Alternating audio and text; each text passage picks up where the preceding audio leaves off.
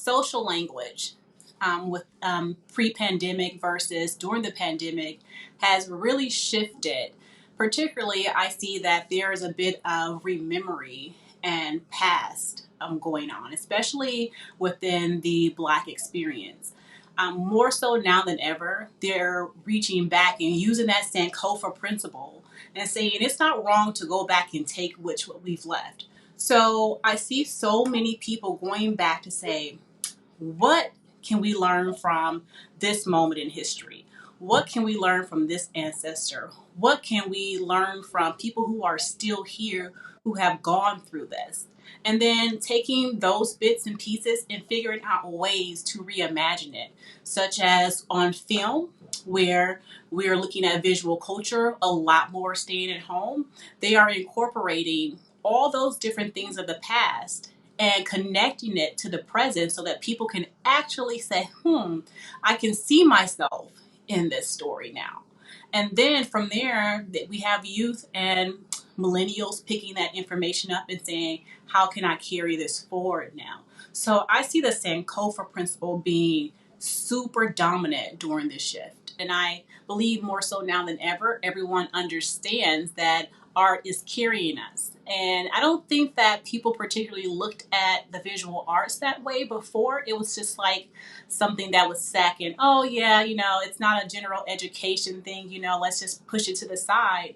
But when we look at like mental health and what has kept people busy and centered and focused, it has been the arts, whether they're looking, streaming videos and documentaries. People are sitting there watching that, whether they are getting their hands, in ink. As an artist, it was hard to find the various art supplies I typically purchased during the pandemic because so many people were getting into the arts and they were buying up everything, which was awesome, but I couldn't get what I needed. But nevertheless, I knew that art is sustainable. It sustains people from their mental, physical, emotional health. And there is no way that people cannot center it from here forward because it really holds us. As an artist, I have often been told various things to separate my practice from my theory. And I wanted to just always tell people that if you're looking at the Black experience or Black movements, practice and theory has always worked in tandem for victories. And I don't plan on being defeated. So I'm going to use it in tandem. When I think of current, I also start thinking about ancestors. They're current. It's a continuum for me. So I don't look at a person having to be present, living on earth to be current. So I look at bell hooks, Emma Amos, so many Black women, Catherine McKitterick, who talks about Black women geographies, Octavia Butler, who people really started wanting to know after seeing this pandemic and what she wrote. And I had the honor of meeting her in 2003 at Howard University for a Black Sci-Fi conference. So those are just a few narrators of culture, because even if you pick something back up, it becomes new and fresh for you in the now.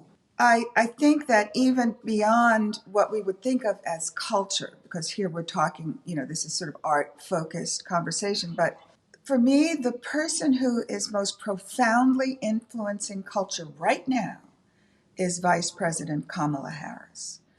By virtue of her personality, her achievements, that's one thing, but her presence in the White House, elbow to elbow with President Biden, showing the country how it can be done. That is an image that young women today are having burned into their consciousness, that they have a place at the top of the political arena.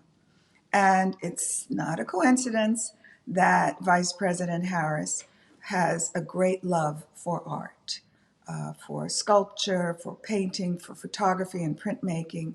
This kind of education that she received, also as a Howard alumna, changes you. It gives you a broader way of thinking, a more creative way of thinking, Howard imbues in the students who attend a sense of self-confidence and a sense that that which you want to achieve is achievable. You're surrounded by achievers that look like you. And that's the magic of Howard. So having an achiever who looks like me in the White House makes me very, very proud and happy and optimistic. And Vice President Harris is a lover of the art collection of Howard University, and she has borrowed for the White House campus 2 works of art from our collection that we're very proud of. One of them is the portrait, the sculpture of Frederick Douglass that is in bronze patina that you may see in many photographs of her in her office. So she's really connected to the arts, and the arts at Howard are really connected to her.